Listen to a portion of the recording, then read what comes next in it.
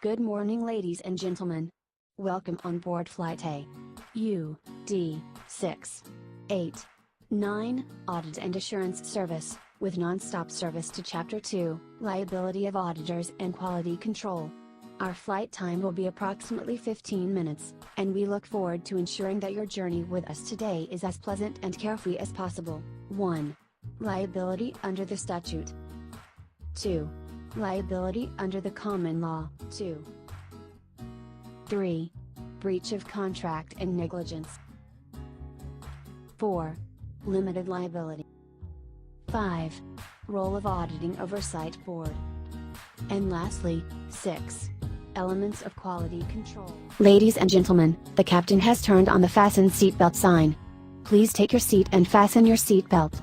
Sit back and relax as we explain to you on the first topic, which is liability under the statute. Liability under the statute explains that when an auditor breached his duties, he can be convicted to criminal and civil liability. For criminal liability, government can take legal action to auditor on the inappropriate audit report. As for civil liability, a group of third party can take legal actions against an auditor for false information. The third party may be awarded damages if auditor is proven to be liable. Both criminal and civil liability can be charged under the Companies Act 1965 and Security Commission Act 1993. For civil liability, Section 46 of Companies Act 1965 states that compensation should be paid to the third party for any loss caused by the auditor. However, auditor is not liable if the third party lodged legal documents without the consent of the auditor. As for criminal liability, Section 174 subsection 8 and Section 132 A of Companies Act 1965 highlights the followings. Section 174 subsection 8 of Companies Act 1965 states that any auditor that breached the provision in the Companies Act shall be reported to registrars of companies.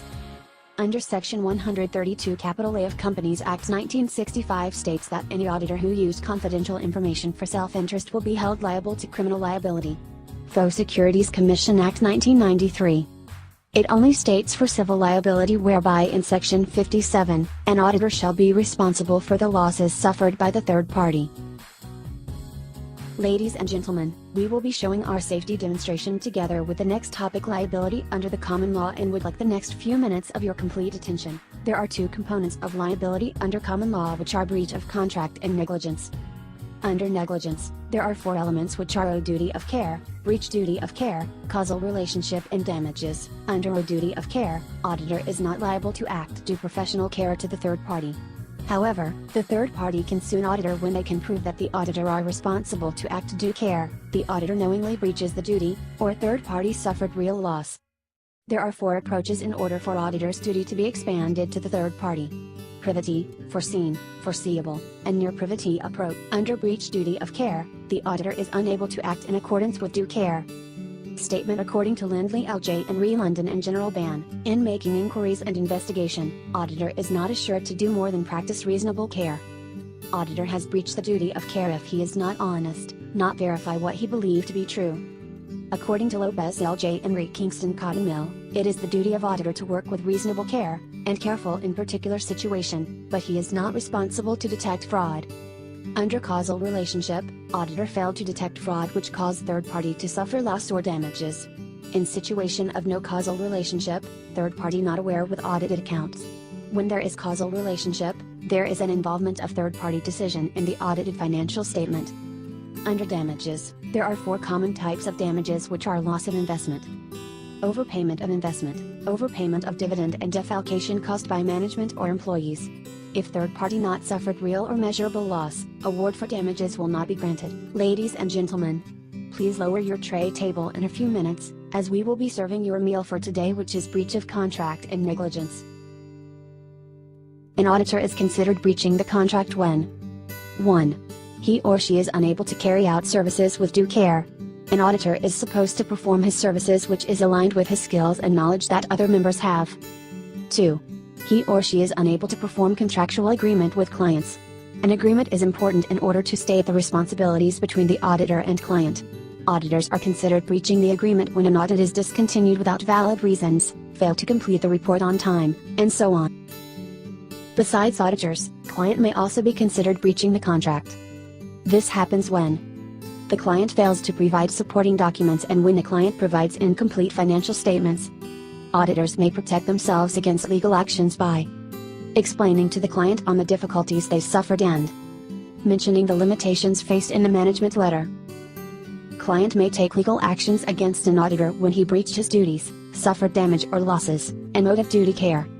However, a client must provide evidence before proceeding with any legal suits except in the occurrence of owed of duty care whereby evidence is unnecessary. Negligence can be defined as action made other than breaching of contract, which lawsuit may be taken and plaintiff may be awarded compensation. Client may also take legal action against auditors when the auditor owed duty of care, breach duty of care, existence of causal relationship, and suffered loss or damage.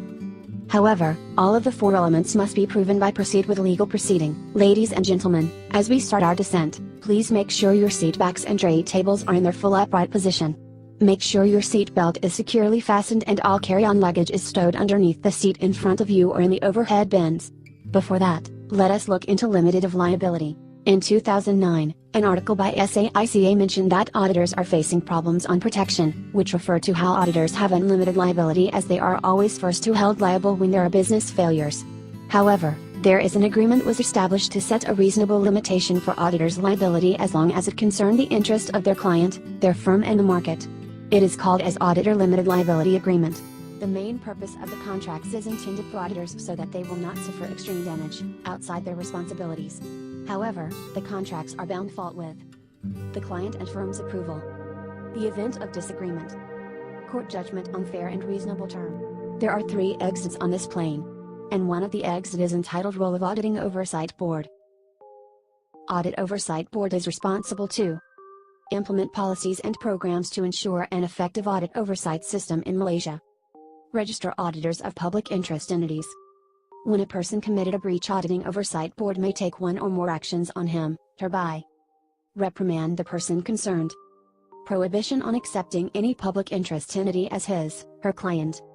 Prohibition in auditing financial statements of public interest entity not more than 12 months permanently. Impose penalty not more than Rm 500,000. Ladies and gentlemen, this plane features Wi-Fi. The topic quality control can be accessed on your devices. Quality control systems is the responsibility of the audit firm. The quality control is addressed at the engagement level, ISA 220, and firm level, ISQC 1. There are 6 elements of quality control. 1. Leadership responsibilities for quality within the firm. In this element, the leaders are responsible for the quality within the firm. A chief executive officer is required to take responsibility of the firm's quality control. 2. Relevant ethical requirements. In this element, it is important to assure that the firm act in accordance to the relevant ethical requirement. 3. Acceptance and continuance of client relationships and audit engagement. This element helps the firm to decide on whether to remain the relationships with the client or to provide engagement for the client. 4. Assignment for engagement team. This is to ensure that the engagement team are able to perform the audit engagement according to the legal requirement. It also allows the auditor's report to be issued. 5. Engagement performance. In this element, the firm is responsible to perform work in accordance to the professional standards and to issue appropriate audit report. And lastly, 6. Monitoring. In this element, it is designed to ensure that the firm's quality control is applicable. Ladies and gentlemen, welcome to End of Class Airport. Local time is 6 in the evening and the temperature is 28 degrees Celsius. Thank you for choosing AUD689 Airlines and have a pleasant day ahead.